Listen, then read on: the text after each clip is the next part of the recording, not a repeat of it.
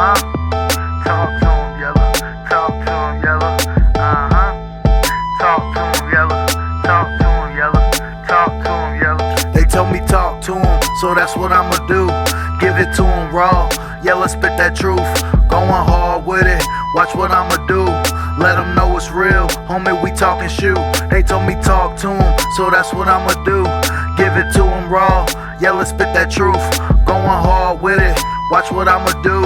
Let them know it's real. Homie, we talking shoot. What's up, all my homies out there? Welcome back to another banger episode of Talking Shoot with Yellow Man. I'm your host, Yellow Man, and today I have a very, very special guest. A guy, one of my favorite opponents, one of my favorite wrestlers going today. Hell, my tag team partner if I need him. A guy, one of the realest guys I've ever met in the business. I couldn't do Talking Shoot without him. My man, the veteran, the unfiltered Sean Cruz, man. What's up, brother? What's going on, Bobby? Look at you, man. Got your own show now. You looking good, too. Looking all swole. Look at you. Thank you, brother. Thank you, yeah, brother. Man. You doing all right, though, man? Man, you know what? I'm doing, brother. You know how it is. Trying to make $1 out of 15 cents. Absolutely. So what's been up in the world of Sean Cruz? I see you killing it in Kentucky. Yeah. I see you all over the place, brother. Like, what's going on with you? Yeah, man. It's crazy, bro. Like, I don't know. Everything. Like, I mean, I got an opportunity to go to possibly Japan and Mexico this year. You know, I'm going out to Vegas in April. That's going to be wild. Nashville is supposed to be coming up later on this year. South Carolina, Virginia. Trying to get back to West Virginia. So, you know, we'll see. Yeah. We'll see. But, yeah, man, just do it. Hey, you know what? I took a philosophy a little while back, which is pretty much like go where you're appreciated, not where you're tolerated. Absolutely. So, like, honestly, like now it's to the point, like, I've worked shows for guys in the last, 2 or 3 years, and it's like they give you all the, oh, man, you were so great. Man, you had the crowd. I can't wait for you to come back, this and that. Never hear from them again. Mm-hmm. And I'll be honest, Bobby, that shit used to bother the hell out of me because I'm always like, well, what did I do? What did I say? Mm-hmm. What happened? Right. Well, sometimes it is what it is. And I've really got to that point now where it's like, if you want me on your show, you want me part of your crew, awesome. If you don't, no hard feelings. You know what? Facts. I got a beautiful family to spend time with. You know what I mean? I ain't got to be on the road wrestling all the time. Like I've put my time in. I get exactly what you mean because I got to the point where I was prioritizing the wrong things and putting the wrestling before my home life and my kids, and so I definitely get what you mean. Who you telling? We was right there in the trenches together, brother. We were, man, and I gotta say, man, like I don't want to really. I don't make excuses, but I do believe in reasons. Right. You know what I mean? And we talked about West Virginia, and we'll talk about it as much as you want to. But that whole situation, that whole time period, man, like I was dealing with a lot of shit at that time. You know what I mean? And I did not put my best face or my best foot forward. And I regret the way things went down, and I regret that, you know, that relationship kind of dissolved because we had something really good going there. You know what I mean? Mm-hmm. And but yeah, I mean, you know, dude, I was married for 14 years. Right. You know? And I thought, you know, through richer, through poorer, better or worse, you know, you fix shit, you make it work. And then when, you know, she decided I don't want to make it work anymore, like I didn't know how to take that. Right. You know? Like, that shit, I ain't gonna lie, it fucked me up. And so honestly, it's taken me a good probably 1.5 2 years to get to a good point with that where I'm at peace with it. You know what I mean? Mm-hmm. You know I got a lot of regrets. I got a lot of things that I would have definitely done different. But at the end of the day, I mean, life is what it is, and it's what we make it. And these are the cards I've been dealt, or the cards I've dealt myself. You know, absolutely. Like you know, there's a lot of people that think that I don't know how to take accountability for shit. That I always blame somebody else. Like I said, I don't believe in or excuses, but I believe in reasons. There's reasons and factors why things happen the way they do. But at the end of the day, we make our own decisions. Right. And I've made tons of poor ones in my life, in wrestling and outside. You know, same. You've seen me make poor decisions, and I'll be the first to admit it. And sometimes I ain't gonna lie, I've made the same fucking one in a different situation. Like I didn't learn shit. right? You know what I mean? And I'm to that point now where I think a lot of people have just kind of washed their hands with me, and they're just like, that's just who he is and how he is. And no matter how many times you tell people that, you know, you want to be different or you've changed, it's like the boy who cried wolf. You know what I mean? So like, I get it. But anybody that's got any kind of issue with me, like, I don't have a problem. As far as I'm concerned, I don't have a problem with anybody. Like, I got no heat with anybody. I've never heard you badmouth anybody, even the guys that you didn't like. Bullshit. You ain't got to lie for me. I've badmouthed but for real though, like if you've ever said something about somebody, you've said it when they were around. Well, of course. Like, you know what I'm saying? I've never heard you like start no gossip or talk shit behind nobody's back. But you know what's funny? But you know what's funny about that is I've always been the guy that's in the group when everybody else is talking to shit.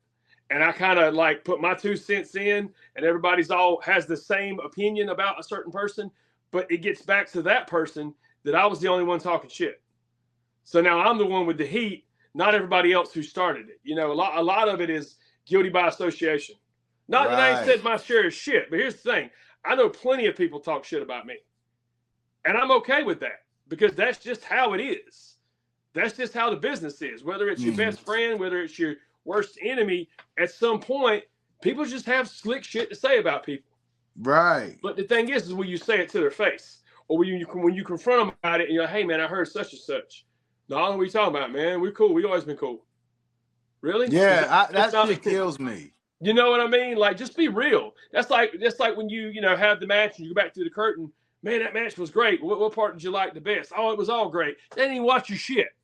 You know what I mean?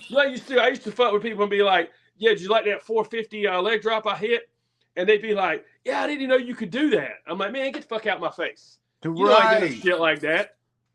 So yeah, dude, it's man, you know, it's funny, Bobby. Like, I really used to I started getting real resentful towards wrestling, and I wanted to blame wrestling for all the bad shit that's happened to me. You know, I guess almost like if you get like a bunch of money for winning the lottery, or you become a movie star or something, and you're able to be around all this stuff like drugs, cocaine, whatever, you know what I'm saying? So you're like, oh, but if it wasn't for this thing that led me to that lifestyle, I would have never done it. Bullshit. Bullshit. You have your addictions, you have your weaknesses, whether it's vices, whether it's weakness to the flesh, whether it's like craving for attention, which honestly is mine. Mine is like, if I get the slightest bit of attention from somebody, it's a problem. It ends up being way too much. You know what I'm saying? Like, I don't know how to just take the compliment, let it be what it is, and move on. That's been one of my biggest issues. You know what I'm saying? But man, I try to be a better person every day, you know, and there's people that won't believe it. There's people that will never believe that I'm changed. They just want to judge me by my past. And that's okay, because that's their journey. You know what I mean? But honestly, dude, I've cut a lot of people out of my life. I've noticed. And I just, it's honestly, I've been happier. I've been less stress-free. Like, you know, what's one thing that kills me, and used to, I would say stuff to guys to try to help them, but it's like, it's literally gotten to the point now, man. It's like, if you want my advice, you feel like seeking out my advice is something that's going to help you, I will gladly tell you whatever I can to help you or to stop you from doing some dumb shit that I did. Right. Which is mainly, that's what my goal is. And I think that's what my spot is now in wrestling. It's a cautionary tale. It's like, don't blow your potential like I did over dumb shit. You know what I mean? Don't get unnecessary heat. But literally, it's to the point now where, like, I see guys that go online and they share like dudes' posts and pictures and stuff because they're trying to, whether they're trying to ride the coattail and like attach to that rocket that's shooting up, or they're legitimately friends and they legitimately feel like they care about this dude, right? But that dude in response don't never like none of your shit, never comments on it, never shares it. So it's all one-sided. You know, I'm familiar with that. Yes, we both are. And honestly, dude, I used to be bad for that shit. And I got to a point where I was just like, you know what? I'm not going to have any more one-sided relationships. Right. And that's why my phone never rings. That's why Bro, I rarely it's get crazy. messages. I rarely get messages crazy that you in my said inbox. that. So crazy. I was just telling somebody I'm not chasing after relationships anymore, bro. Any kind, dude. Any kind. If you feel for whatever reason that you don't want me in your life, bam, I'm gone. Like, it is what it is, you know? All I want to do is show up, perform to the best of my ability, put on the best show I can, entertain people, make them forget about how shitty life is for a while. And that's it. That's it.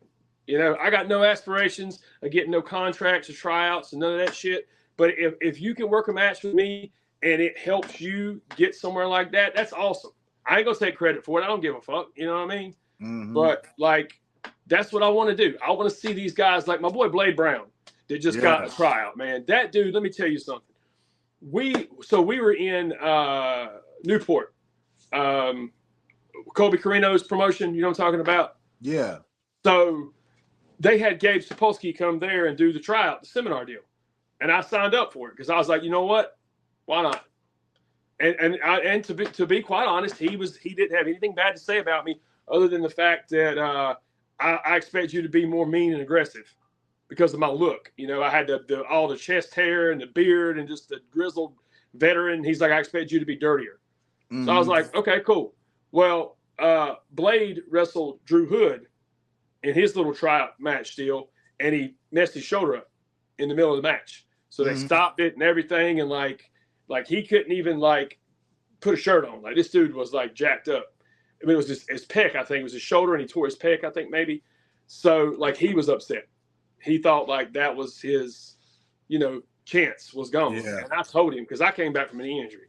I was like, dude, you're young, you're in great shape, you got a great work ethic, like you want this. And you will get a shot. You'll get your opportunity. And then he came back, and I got to have a match with him when he first got back, and I think it was really good because it kind of eased him back into things. Because I wasn't going 100 miles an hour and trying to remember a bunch of spots. We were just doing our usual stuff.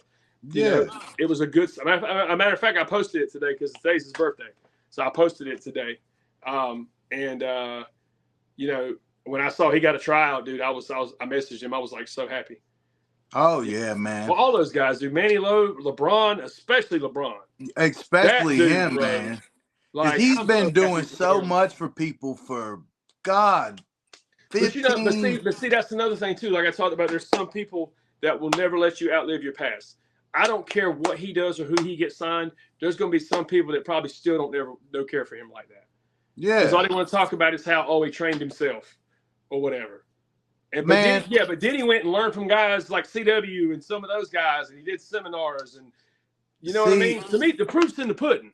I was around Cozy when guys were trying to bully him, and he was such a nice guy. He was sweet. He kept his cool, professional. He never responded. Well, he never reacted. He responded like a grown-up, and he walked away. Yeah. And Cozone went to the gym and worked hard, and can't nobody take nothing away from that boy. Nothing. If anybody deserves a shot, it's him.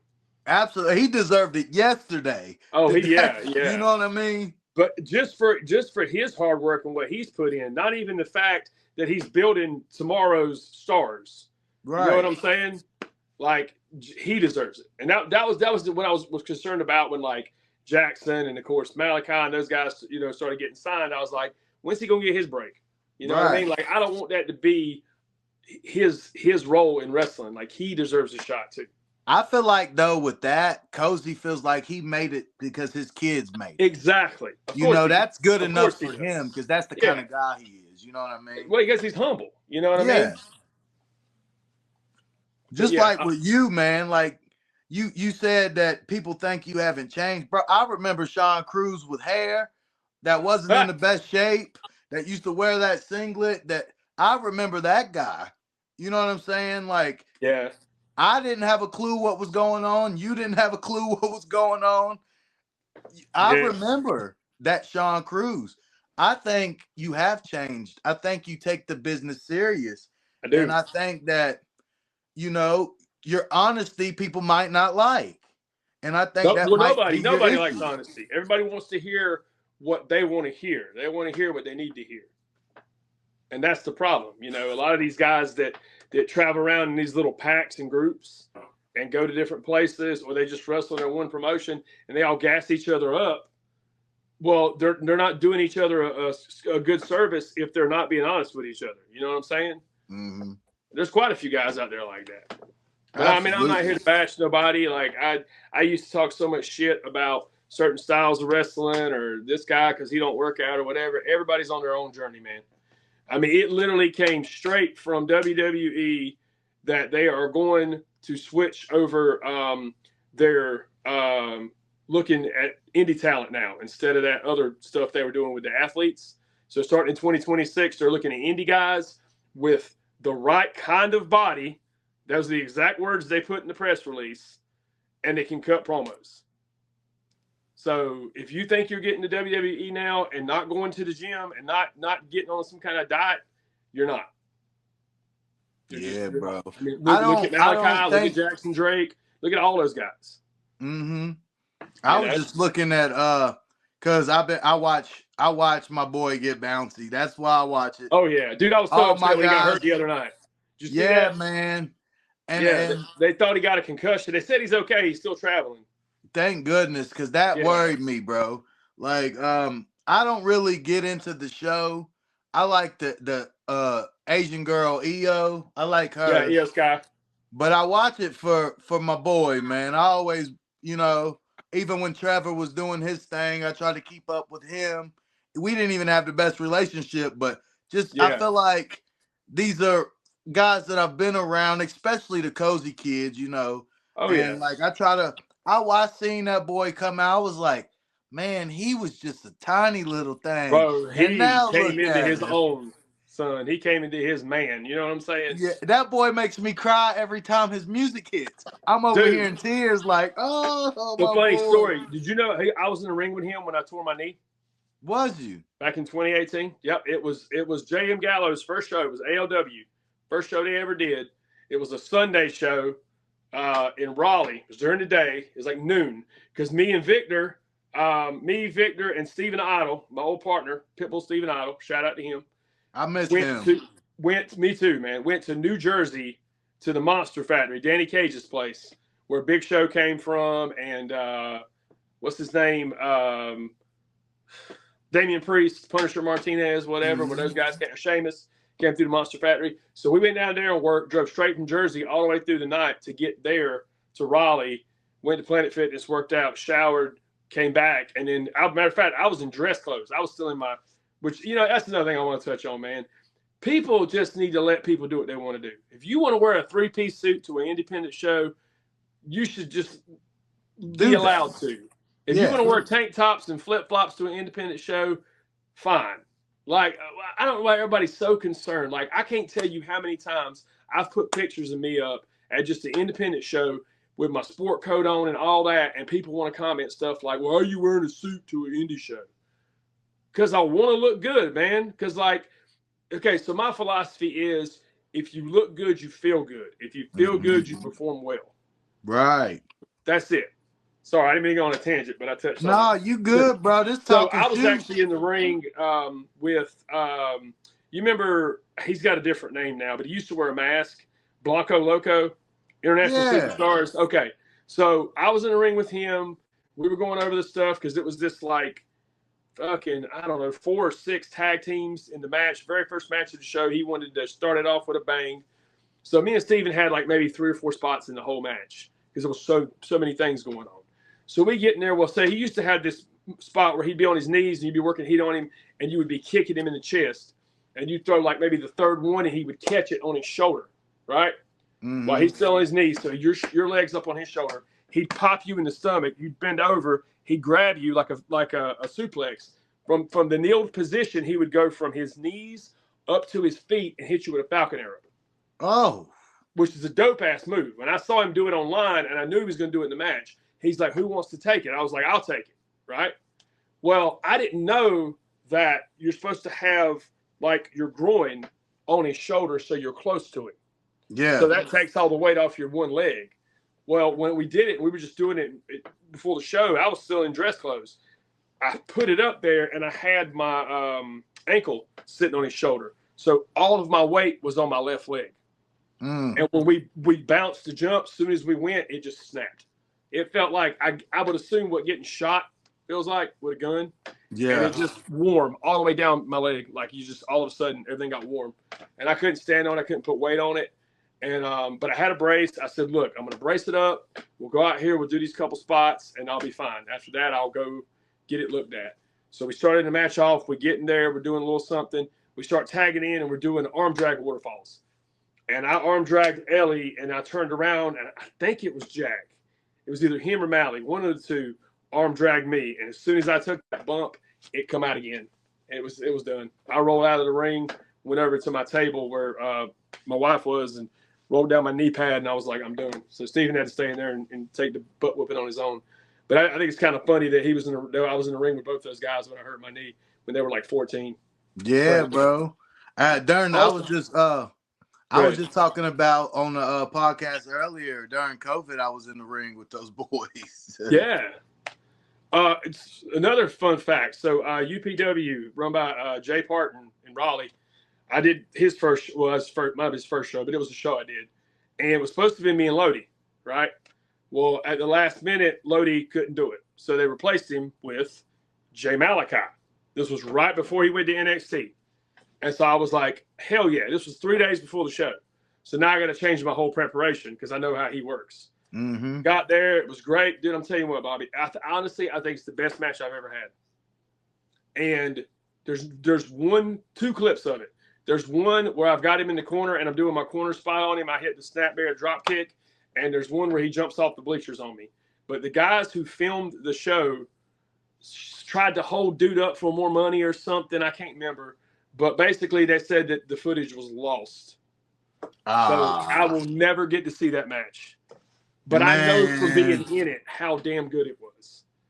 Bro, I had a banger last year with Todd Tyson. And my daggone I think somebody knocked down my camera or something. Oh, no. But, bro, we was in there killing that shit, bro. And I get to the back just to see if I got the footage. And it wasn't there. And I go, oh, no, bro. I was looking so forward to watching that back, bro. That sucks, man. That pisses me off, bro. That's why I always... Like, I don't rely on guys to record footage for me. I got my own little setup, or you know what I mean? You know how you got to do it. Yes, sir. Yeah, well, I mean, Tabby, she always records all my stuff. So she's with me at every show. So, yeah, absolutely. It's funny. I got another match like that. It's actually on YouTube, but the way it was recorded and the I don't know, it was just all fuzzy and stuff. But it was me and Raymond King with Jimmy as the referee. Boogie. He was our special referee, and man, it was so much fun, dude. That's probably one of my other favorite matches because it was funny because like I didn't know Jimmy like that. I had been around him, and we got there and they told me he was going to be the special referee, and I was like, holy shit, right? So Trey was there, of course, and him being my trainer, I walked up to him. You know me, I've always got ideas, Bobby. Honestly, I think that's another problem a lot of people have with me is that I just won't show up and shut the fuck up, and you say this is what we're doing, and I'm like, yeah, cool. Because I always got ideas, but you know they're good. You know damn well the matches we've had. I got some good ideas. Oh yeah, I know how to put some shit together. So I just had an idea, and I wanted Jimmy to do the boogie kiss on Raymond in the match for the finish, right? And I just had to figure out how to get there. So I went to Trey and I told him my idea, and he goes, "Sean, I mean, all you can do is go ask him, and he might say yes, or he might say." Get the fuck out of my face or whatever. And I was like, okay. So here I am. I don't even know Jimmy like that. I'm going up to him and I'm just like, all right, I gotta sell this. I gotta pitch it. I say, hey, Mr. Bag, hey, what's going on, baby? How you doing? And all that. And I'm good. It's a pleasure to meet you. And, you know, we're going to be working together. Yeah, I'm looking forward to it. I said, if you don't mind, I got an idea. I think it'd be great. And he just kind of stops and looks at me. And he's like looking at me. And I'm like, so this is what I want to do. So basically what we did was we had Raymond. He was the heel. He cheated the whole match. Kept using the ropes. Boogie was on him. Boogie was on him. We get into the comeback, into the finish. I end up doing the sunset flip to get him. He's about to go down. He grabs the ropes to hold on. Boogie's like, I've had enough. Boogie kisses him. He takes the bump. 1, 2, 3. Beautiful. Huge fucking pop, dude. Beautiful. Boogie loved it. He thought it was he thought it was the greatest thing ever. He was so excited. Now, I'll tell you what he didn't like, and this is a funny story too because it involves Barb. So they said there's a monitor in the back. The boys are watching the match, and Barb was sitting out there with Tracy. So I'm used to being in there with like indie referees, guys that can move. You know, I didn't really take Jimmy's limitations physically into account when I was putting this match together. So it was a lot of near falls, and it was a lot of up and down for Jimmy. Oh, and I didn't even think about it. They said Barb was sitting in the back laughing his ass off, like, I Jimmy earning his money tonight. That's the greatest thing ever, man. I didn't think about it until after the match, and they told me that, and I was like, shit. But hey, yeah, you lucky Papa didn't hit the old turnbuckle jank on you. I know, right? Hey, he old school. He would have hit that joint on me in a heartbeat. Like, son, you're blowing me up out there, Yellow Man. Come on. No, he didn't say a word, man. I mean, he would have let me have it, probably boy. a good solid 200-300 people. I mean, it was loud as shit in there, kids everywhere. It was Cole Cash, God rest his soul, Cole Cash D in Kinston. He used to run. Yeah, man. Papa would have had my tail for that one, bro. I don't know, dude. He was. I guess I caught him on a good day, but he was all about it. I actually just saw him not too long ago, man. We went to Burlington and did that show for not Burlington. I forget where it was. But somewhere around there.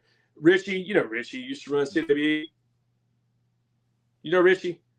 What you say he ran CWE? CWE. He was running at the same time Jeff Rudd was running CWF. Richie Blaisdell. I've heard of that guy. Okay, so Richie is now doing like Pokemon cards and stuff. So like he sells and does that stuff. So he goes to all these different like shows and sets up tables and that kind of shit. But he just recently did his own show, his first one ever, and it was a huge success. And so he had me there and Jimmy there as like guests to like, you know, wrestlers or whatever. So it was great to see Jimmy, man. I hadn't seen him in a while, and it was funny because my kids were there, and he was like, he's like, this your kids? And I said, yes, sir. He's like, oh, so you guys hope you guys know you got a great dad. And I was like, man, I appreciate that, Jimmy. Like that was, yeah. Yeah, bro. He loves to see stuff like that. Every time I bring the girls to camp, he's giving them little popcorn and candy and just spoiling them to death. And he looks over at the other guys and he's like, that's $2, brother, $3. Yeah.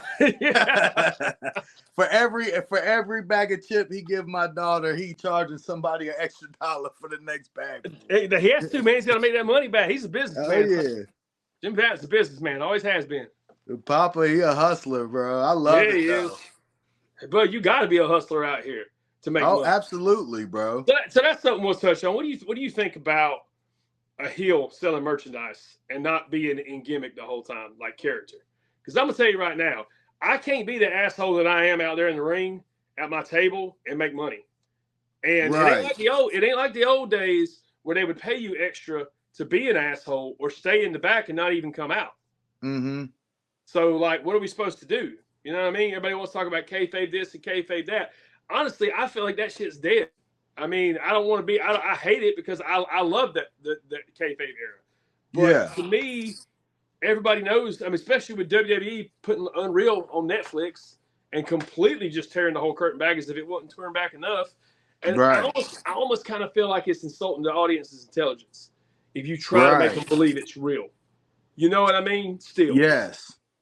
And honestly, my take on it is like, I mean, we're independent contractors that don't get paid hardly enough to even pull out of the driveway. Exactly. As it is. So if you're a heel and you're like a villainous heel and you're a draw, that baby face that's getting all this money Should be because of handing you you either some. needs to break bread with you, I mean, you're right.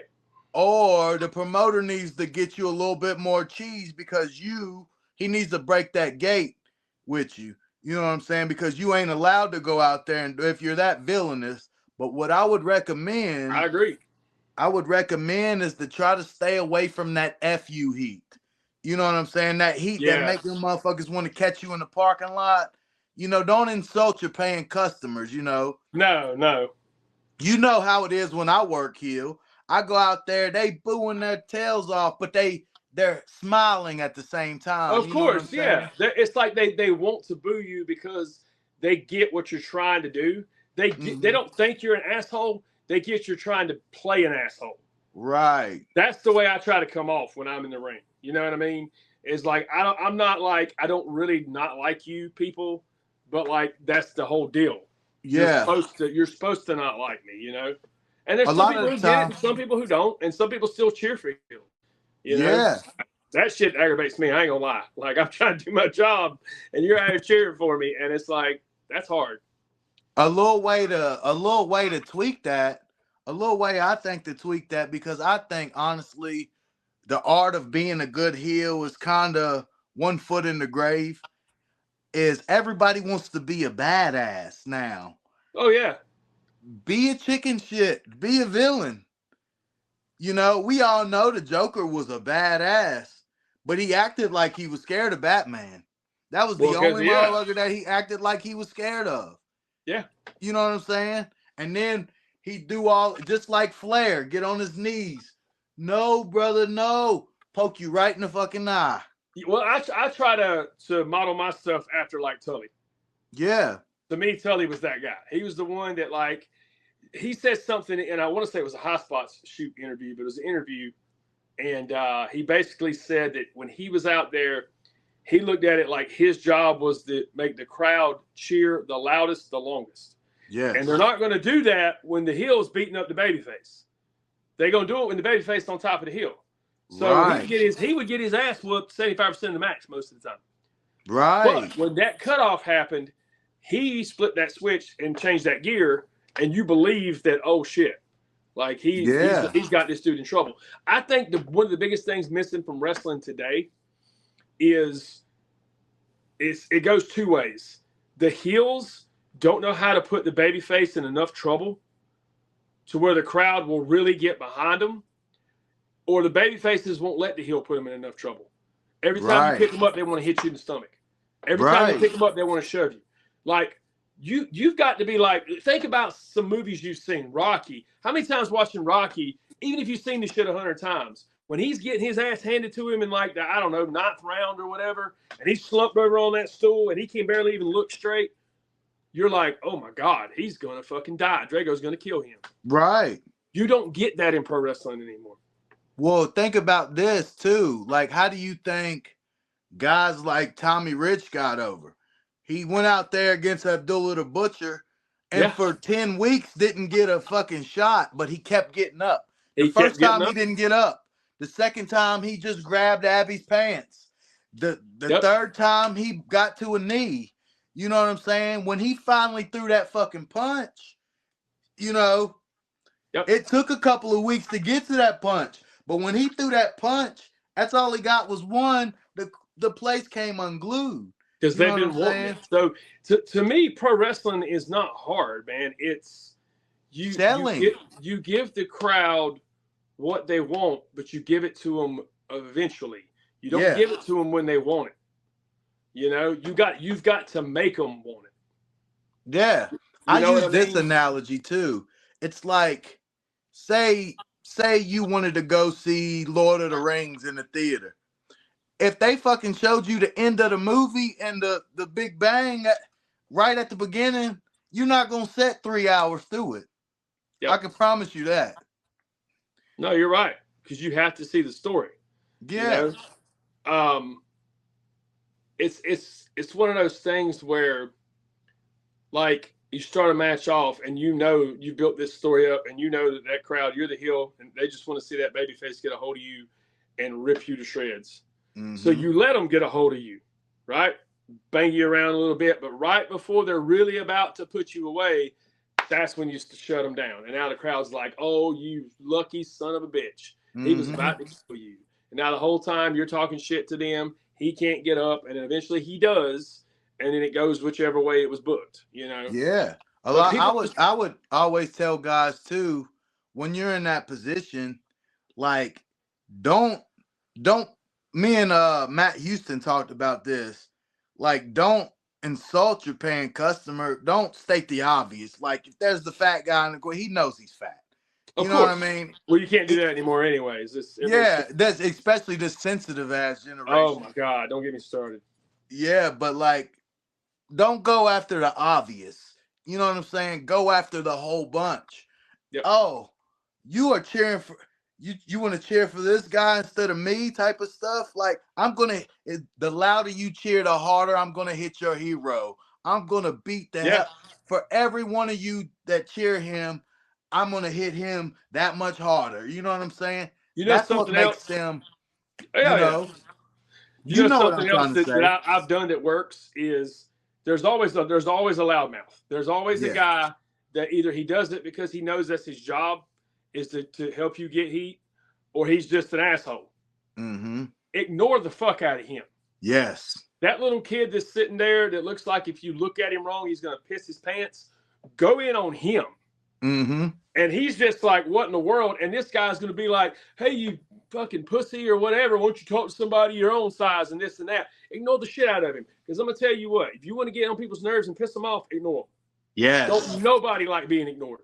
Yep. Try Especially that shit wrestling fans. No, try that shit next time. Or ignore them at the beginning. And after you start the heat, that's when you run over there and start talking shit to them. Mm-hmm. You know, Put the guy down. that they're cheering for right in their face when you're beating the hell out of. That's But how that's I like, work. did you see that clip from Kentucky where I made a little girl cry? Mm-hmm. Yeah, dude, that was. I got to go back there February 7th. They're gonna kill me. But yeah, I'm trying to get you out there, man. I talked to the promoter. I was like, we need to bring Bobby L out to Kentucky. I need you to get your license, your blood work, whatever you need to do. Oh yeah, I'd love to do that, man. Like Kentucky was next on the list because I was actually going to look into Ohio Valley Wrestling. Yeah. I don't know how that would work out for me. You know how it is, politics, and I might not fit in with a bunch. We never know. Hell, I could go there and thrive. We never know. But I would like to, if I was to do something like that, I would like to at least go and see how everybody is. But I would definitely come and check it out with you because I know you guys. You know what I'm saying? Yeah, dude. There's some good dudes there, and the guy that runs it, John Hampton, man, he's top of the line, man. The production value, like all the setup, yeah, it's great, man. He's growing every show. You know, we're getting bigger crowds. I can definitely tell you look like you're in a better place there, man. You look happy. You look like you're having fun and you're being showcased. Dude, because it's crazy. Like, so he hit me up out of the blue because we have a mutual friend, and he wanted me for his first show. He called me. I didn't know who he was. He just called me. I gave him my number, and he was like, "So I'm thinking about putting you against Kerry Morton," and I've been trying to work with Kerry for a long time. And he said for my main event for the heavyweight title, right? And I was like, that'd be awesome. And I'm thinking, you know, of course Kerry's going to go over. And he was like, and I'm going to put the title on you and run you as my champion. And I was like, the fuck? Right. Like, brother, just based off what he saw online, the stuff that I posted, my matches and my promos, and he's like, we talk almost every day, man. He's become one of my best friends. He's a real good dude, you know. And he listens to my ideas. He listens to everybody's ideas. But ultimately, he runs the show, and that's the way it should be. Like, I'm not dictating anything. I'm not trying to do anything to keep myself on top, just like I never have anywhere else, regardless of what people want to say. Just like there's some rumor that I cried because I was going to lose the indie title, which is the dumbest shit ever, especially if you know me. I don't give no two shits about an indie belt. I mean, no offense to anybody who's ever put one on me, but I'm saying, like, I know it's not real. Like, as long as the story makes sense, like, we'll do it. Like, I'll lose to a 10-year-old kid if you can make it make sense. You know, Right. It's crazy the amount of things guys aren't willing to do in the wrestling business because it's gonna hurt their character or it's And gonna bro, that's make why them look weak. I think we've always clicked because of being easy to work with, you know? I always thought I was. Yeah. Like But I ain't I've gonna never sugarcoat it. Like you said, I don't sugarcoat shit. If I think something's stupid, it's stupid. Or you don't yeah. need to do that again. It looks dumb, or you're gonna hurt yourself, or you're gonna hurt somebody else. That's why when you said earlier, like when I told you I never heard you like really talk shit about anybody, like what I mean by that is like you don't say anything behind anybody's back that you wouldn't say around them. And if you're No. talking shit about somebody, they're usually standing right there. Yeah.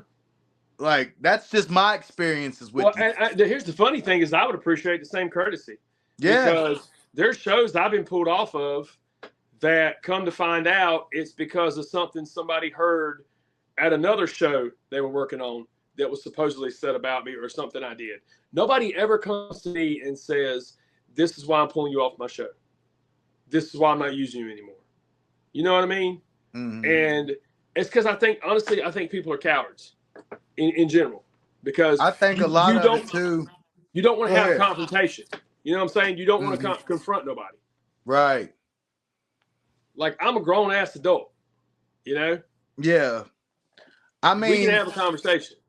I mean, I ain't gonna lie, you my bro, but since we is talking shoot, you are kind of unpredictable. Well, yeah. Yeah. Well, Like, here's the funny thing, though. I am so much more chill and calm. You should have seen me, dude. Let me tell you, I love telling these stories, but I hate them because they make me cringe because I think about the dumb shit I did. So, growing up in the wrestling business, trained by Tracy and Tony James, same time, he helped train me too. I got so much opportunity to be around like mega stars. I'm talking Rock and Roll Express, Midnight Express, uh, Larry Zbyszko, Bill Eadie, fucking Buff Bagwell, Rick Steiner, Ronnie Garvin, Stan Lane. The list goes on and on and on and on and on and on and on.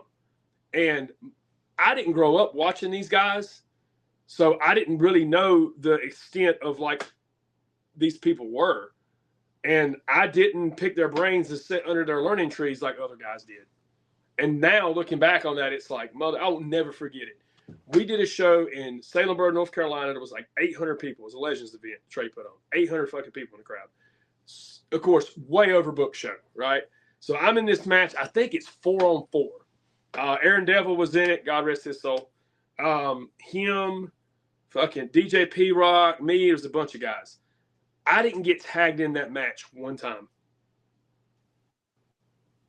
And it's because I guess I just didn't reach out for it. I didn't grab, right? So I get to the back. Here's Bill Eadie and Larry Zbyszko. I walk in that locker room, pull my pads off, throw them against the wall, throw chairs, curse. Like, dude, I was a fucking brat back in the day. Straight up. Y'all think I'm bad now? Y'all think I'm unpredictable now?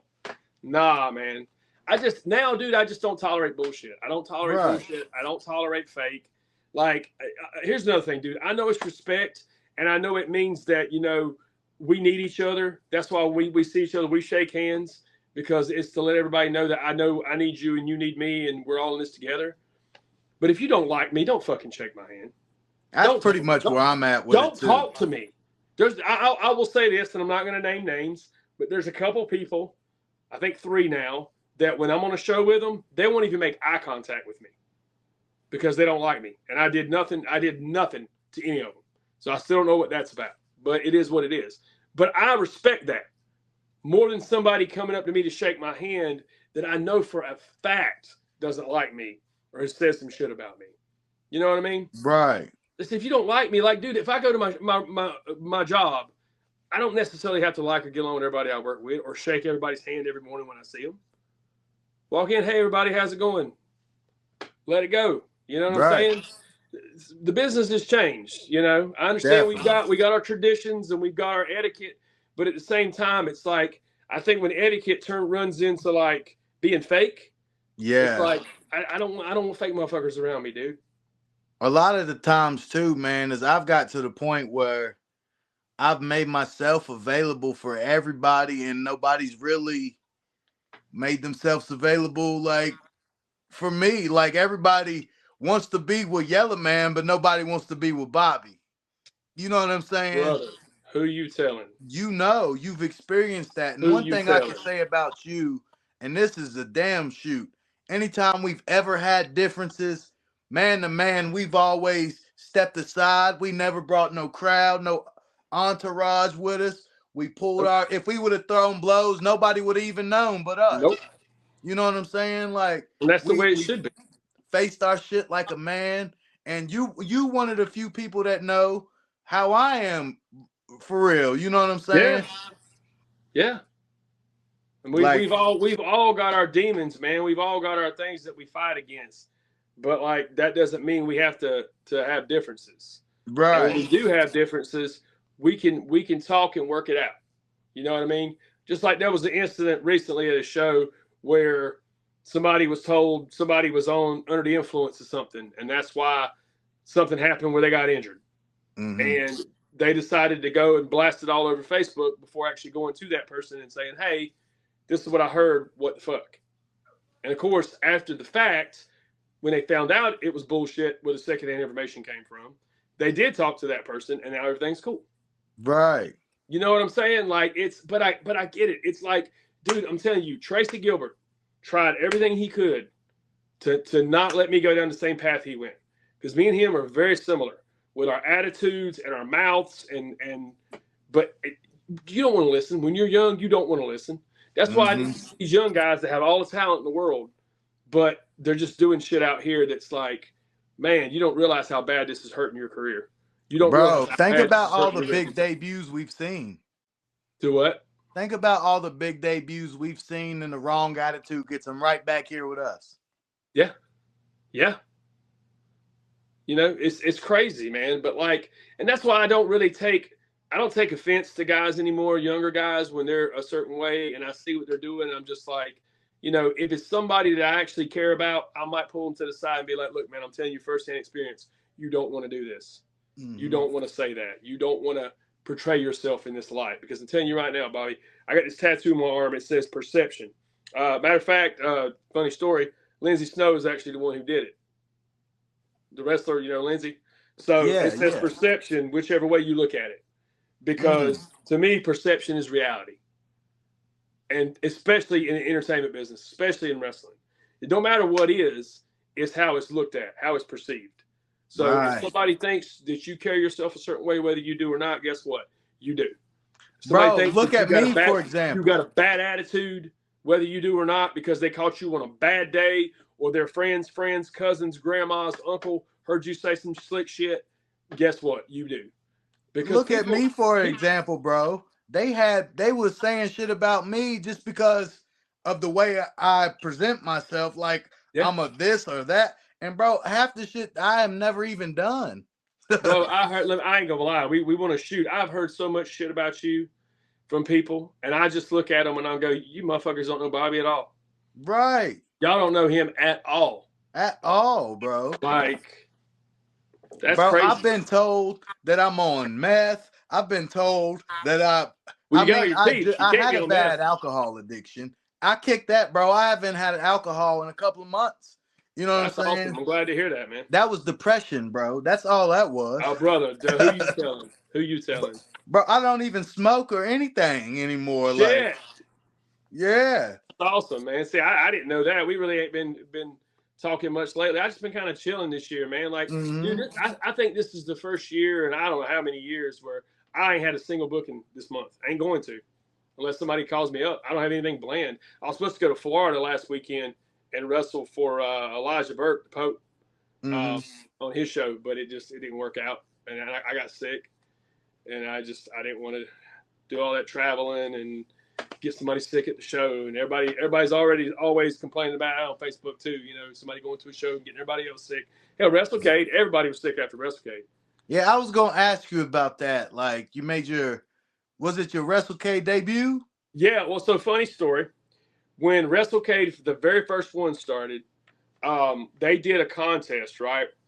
And they wanted the wrestlers to send clips, and based on the clips or whatever you sent, the fans were going to vote on who they wanted on the show in the battle royal.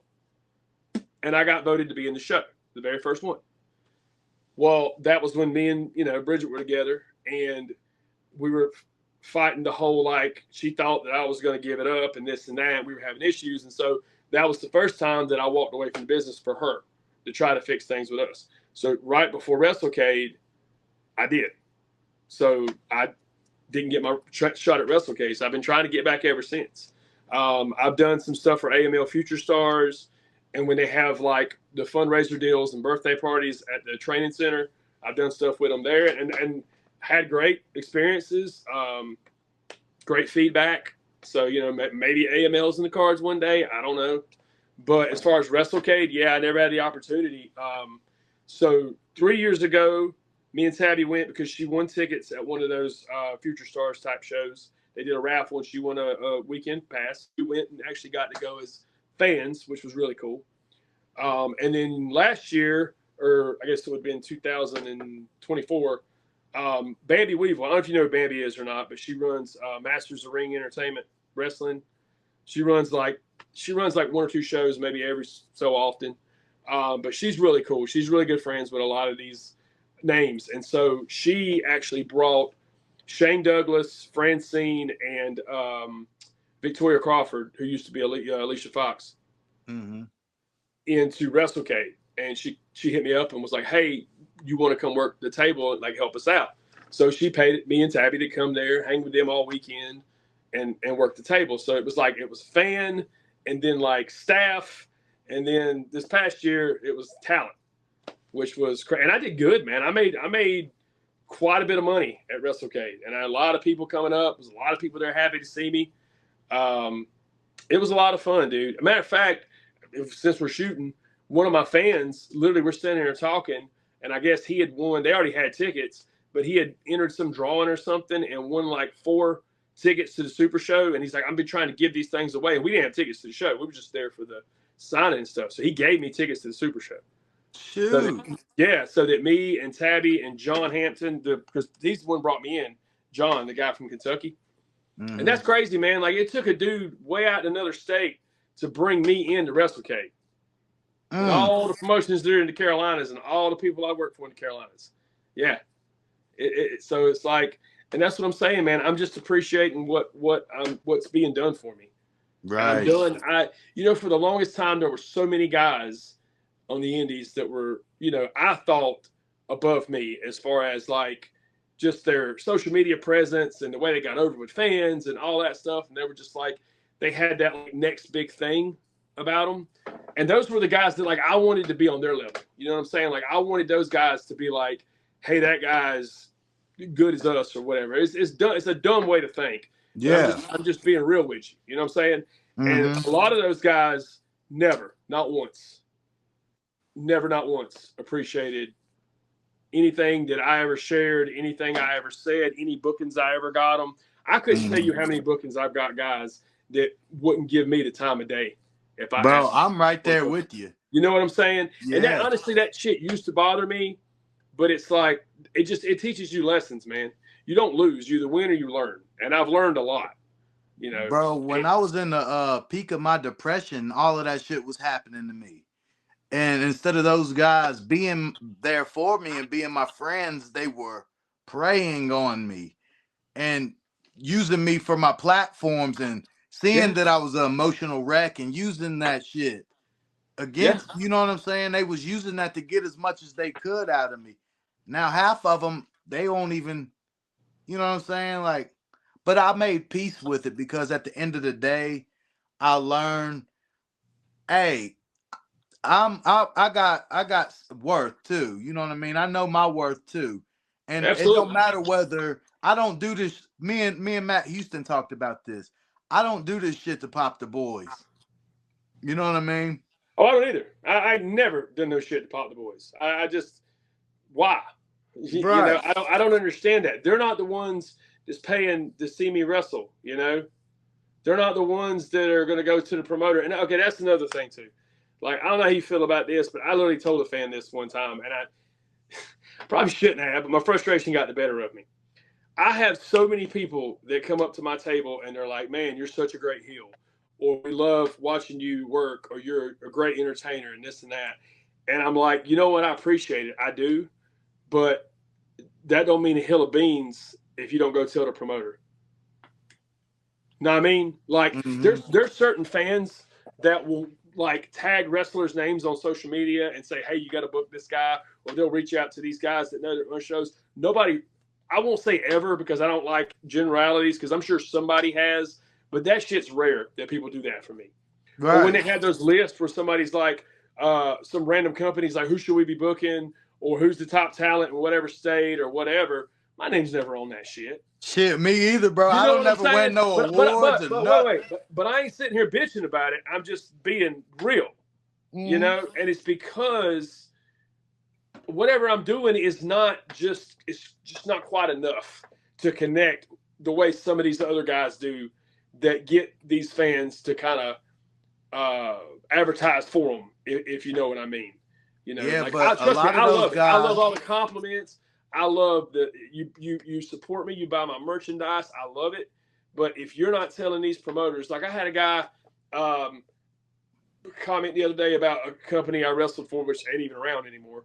But they were like, but somebody else is running there now, and they were like, well, we need to get you back to such and such. And I literally put in the comment, let the people that's in charge now know.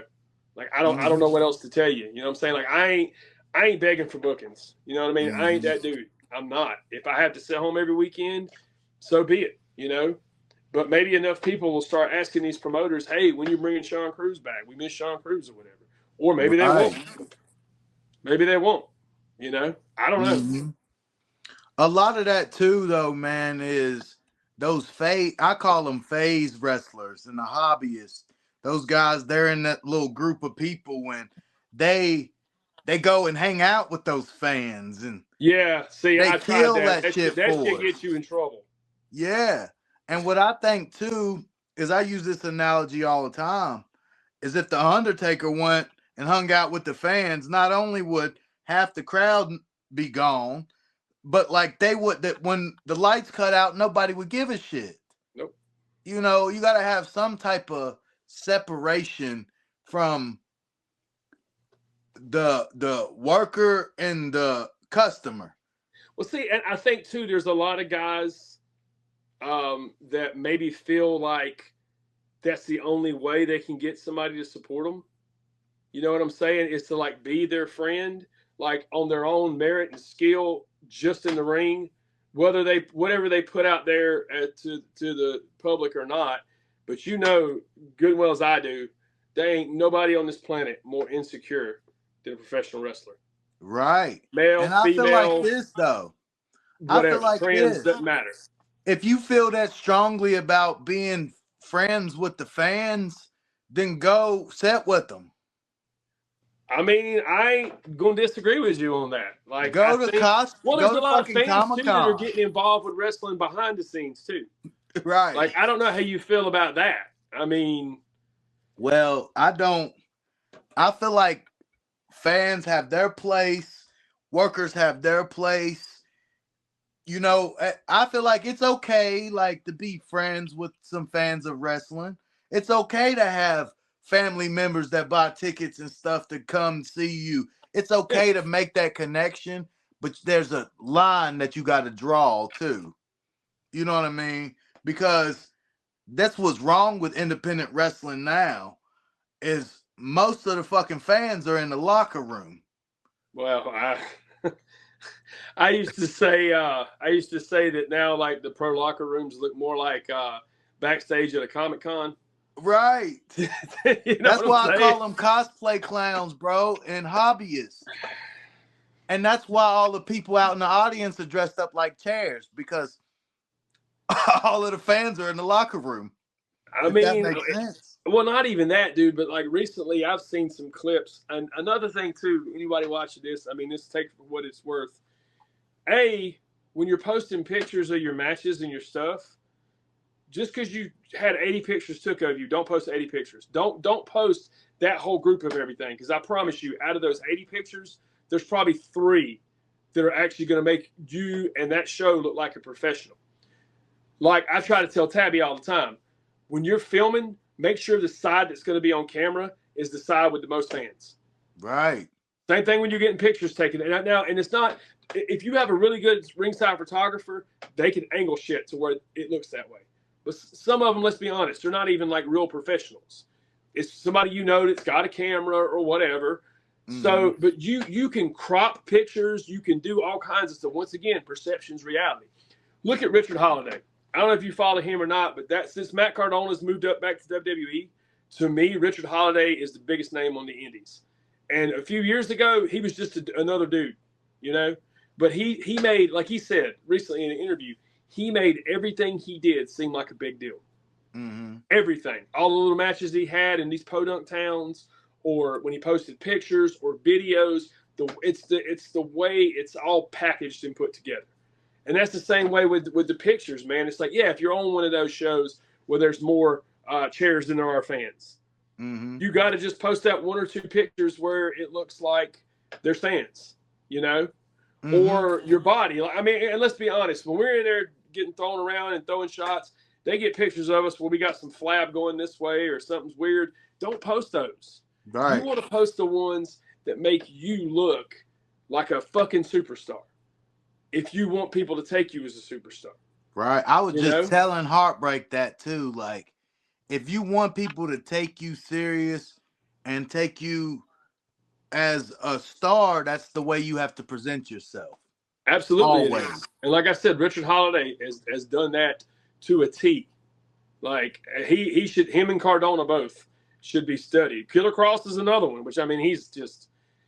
Yeah, he is unbelievably talented in so many ways, man. Like I had the good fortune of talking to him at a horror convention that I was volunteering at, and he gave me such good advice. And he literally was genuinely interested in what we were talking about. Like, you know what he told me? He said, "You got to." I said, "Well, let me ask you a question." I said, "I'm about to be 45 years old." I said, "What do I have left to give to this business? Like, what can I do that is going to contribute and be believable, you know?" And he was like, "Well, you got to be honest with yourself." He said, when you look in that mirror, you got to be honest with what you see. And you also got to think about those people that are watching you. What are they seeing? What are they going to believe? He's like, obviously you're not the biggest guy. He said, you're not going to go out there and choke slam people and power bomb 300-pound guys and stuff, right? He said, when I look at you, he said, I look at a guy that is like, you're sitting down at the end of the bar. You've obviously been through it. You've had quite a journey. You're wore out. You're burned out. You just want to be left alone. Have your beer. But when somebody goes down there and they want to pick a fight with you, you're going to fuck them up. He's like, that's the way I see you. And that completely changed like my whole thinking. Mm-hmm. Like now, when I do promos or anything, I'm not putting out this whole badass, like, I'm the fucking best and I'll whip everybody's ass in here. Mm-hmm. Like, it's this quiet confidence of, that's fine. Doubt me all you want to. I know what I got. I know what I'm capable of. And if you get too close, you're going to find out yourself. Like he said, he's like, you can have a guy that's bigger than you talk about you being so small or whatever, and you come back with, well, that's fine, but I'll be the smallest dude that ever broke your fucking jaw. Right. You know what I'm saying? He's like, mm-hmm. that's what you have to do. And then I saw him at WrestleCade a few months later, and he remembered me, and we talked, and he was like, so have you been, implementing the stuff? And I was like, yeah. And he's like, that's awesome, man. He said, I'm glad it worked for you. I said, well, I just appreciate you taking the time. Because a lot of these guys, you meet them, I mean, man, they don't want to, if they know you're a worker, they don't really want to talk to you. There's a few good ones out there. I'll tell you another one, man. Ron Simmons. Years ago, I was on a show with him, and he sat at that curtain and watched every single match. And as soon as we came through the curtain, he gave us advice. Not in a, oh, you're the fucking drizzling shits way, but like almost like what we call a shit sandwich, where it's like compliment, critique, and then compliment. Right. And he was so good. He was so professional. Like, and that's what's cool when you meet those guys and they're like that. Which, I mean, I don't know about you. I honestly haven't had much of many bad experiences as far as meeting like names or legends or whatever? Nah, I haven't. The only one that was kind of like standoffish, which was completely understandable because he just got ripped off, was Oh Matt no. Hardy. Oh God. Yeah, dog. We did a show in somewhere in West Virginia with a guy named Shady, and his name Wait a fit minute. His him name was well. Shady, and Matt Hardy got ripped off, and y'all are surprised. Bro, they were supposed to be friends. This Oh man. dude was cool with Buff Bagwell. He was bringing in all kind of names. I think Matt Hardy and I believe Shannon Moore was with him. Oh man, I ain't seen And we Shannon. were in some baseball field in the middle of West Virginia, and Rebby was there. And I knew Rebby because Rebby and Gunner's wife, remember Gunner from TNA? They Oh were yeah, good yeah. I friends. saw him. I saw him at WrestleCade. Man, I ain't seen him in He's a a while. nice fella, bro. He's good. I used to do shows with Donnie Steamboat. God rest his soul. God In rest his Kinston. soul. Yep. Donnie was great, man. Yeah, that was when he was Phil Shatter. Yeah. Yep. Yeah, man. So Matt he Hardy. got ripped off. He was pissed. So Rebby said hi to me and hi Rebby, how are you? And he kind of gave me this look like, and he looked at her like, how the fuck do you know this little jerk? He didn't say anything, but he kind of looked at her like, who the fuck's you got this some guy? weird friends. Yeah. But Damn. yeah, man, like that's the only guy that's ever like, but I could tell he was having a bad day. Like, and that's the thing. A lot of these guys, man, like they get a bad rap because one person met them and they were just having a fucking bad day. Like when they get bothered at the airport or they're in the bathroom trying to wash their fucking hands. Because I'm not gonna lie. I mean, I'll expose myself as a bit of a mark. When Randy Orton first got to Raw years ago, they were in, I want to say Raleigh or Fayetteville. It might have even been a house show. But there's a Waffle House right outside where the place is, right? So that was when they could still go to Waffle House right by the stadium and they made some rule like shortly after that where they had to be like a certain 100 miles away from the building before they could stop and eat so the fans wouldn't harass them. Yeah. So it was like Randy Orton was there, Edge, Shane Helms, a bunch of those guys. And me and my buddy who went to the show, Randy Orton was at the bar, sitting up there waiting on his food, walked up to talk to him. And like he looked at us like he wanted to kill us. Like, but his food hadn't got there yet. So I was thinking, all right, well, man, I ain't gonna shake his hand or nothing, and germs and all that stuff. But yeah. And I was like, man, he's a fucking dick. Yeah. But then when I stopped and thought about it, I was like, you know what? If I just got done wrestling and I just want to sit down and eat and relax, and somebody comes up to me and they're trying to, I'd probably be a little ill too. Yeah, bro. He was just probably hangry. Probably, yeah. Because Randy's the type of guy, from my experiences, like Randy would come out. Like I've been to a couple of Roanoke events where Randy would come out and high five us and stuff. Yeah. That's back before cell phones and all of that stuff was. Everybody was so recording boring. everything. There's nothing to do. There's nothing to look at. Nothing interesting. No good content. Hey, are you nuts? Huh? Oh. Hey, what's up, Big M? Hey, Boogie. Hey, man, check out, listen, Jimmy Valiant dot Weebly.com. That's two dots. Two dots. Wow. Weebly, W-E-E-B-L-Y. Is that right? Yeah. Jimmy Valiant, one word, dot Weebly.com. Boogie, this is amazing. This is exactly what I was looking for. www.jimmyvaliant.weebly.com. And search for the comic strip. That's my favorite part. I love the internet now. Oh, yeah.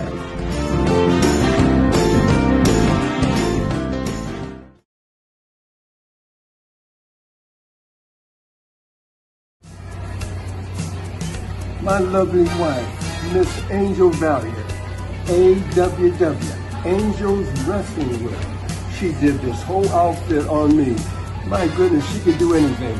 Masks, bandanas, hey, you name it, tights, trunks, robes. Captain Joe, come here, Cap. Made this whole outfit to me. Look at that, look at that. Look at that, man. Look Captain Joe, baby. Hey, she can do anything. Hey, give her a call. For all your pro wrestling gear needs, visit angelswrestlingwear.weebly.com. If you can dream it, Angel can make it. Be there, and she'll do you well. Yeah.